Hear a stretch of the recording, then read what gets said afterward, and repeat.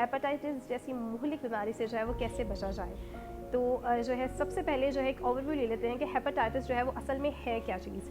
Hepatitis जो है वो हम इन्फ्लेमेशन ऑफ लिवर को कहते हैं, यानी कि हमारा जो जिगर होता है उसकी सोजिश को जो है वो हेपेटाइटिस कहा जाता है। और हमारा जिगर जो है वो एक बहुत ही वाइटल ऑर्गन, एक बहुत अहम हिस्सा है हमारे जिस्म का, जो हमारे खून को फिल्टर करता है, हमारे जो ग़िज़ाई अज्जा होते हैं उनको प्रोसेस करता है। इसके अलावा जो इन्फेक्शंस होते हैं उससे भी हमें लड़ने में जो है वो हमारी मदद करता है। तो जब ये जो लिवर है, ये जब जिगर है, जब ये इन्फ्लेम्ड हो जाता है, डैमेज हो जाता है, इसमें कोई भी ख़राबी वाक़या हो जाती है, तो उसकी वजह से इसकी जो फंक्शंस है वो जो है वो बिल्कुल जो है वो डिक्लाइन कर जाते हैं, वो प्रॉपर से अपना फंक्शन परफॉर्म नहीं कर सकता। तो इसी को जो नाम जो है वो हम हेपेटाइटिस जो है वो देते हैं इन्फ्लेमेशन ऑफ लिवर को। इसकी अगर एग्ज़ाम की बात करें तो कुल 5 एग्ज़ाम होती हैं हेपेटाइटिस की, A, B, C, D और E कहा जाता है इनको। तो अब थोड़ी सी जो है वो टिप्स पे नज़र डाल लेते हैं कि किस तरह से हेपेटाइटिस जैसी मुहलिक बीमारी से जो है वो बचा जा सकता है। सबसे पहली टिप्स जो मैं आप लोगों के साथ शेयर करना चाहूँगी, इट्स अबाउट वैक्सीनेशंस।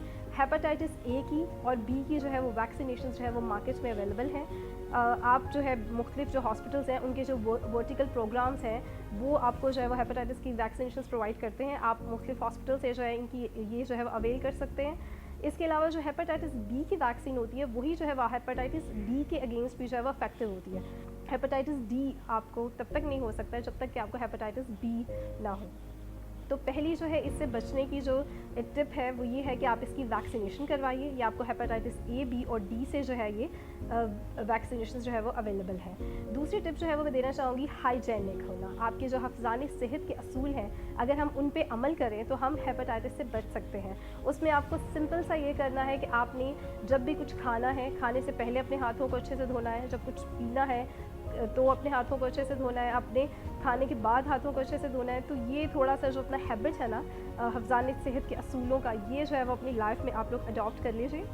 इसके अलावा तीसरा जो है ये है कि आप साफ़ पानी पीजिए और जो है साफ़ खुराक का इस्तेमाल कीजिए।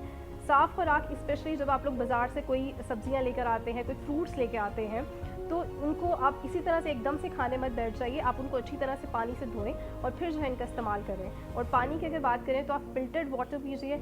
अगर फ़िल्टर वाटर जो है वो अवेलेबल नहीं है तो आप लोग अवॉइड भी कर सकते हैं। घरों में चूल्हे हैं सबके, तो उसमें पानी को उबाल कर पीजिए, गंदा पानी मत पीजिए।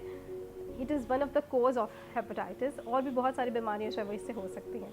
इसके अलावा जो है मैं आपको बताती चलूँ कि जो हेपेटाइटिस होता है वो एक पर्सन से दूसरे पर्सन में फैलता है।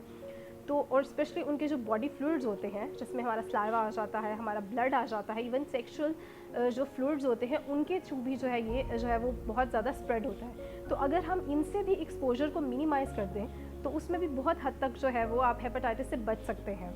उसमें किस तरह से हो सकता है, अगर आप लोग कोई रेज़र आपस में शेयर करते हैं ब्लेड शेव के लिए, उसको मत यूज़ कीजिए।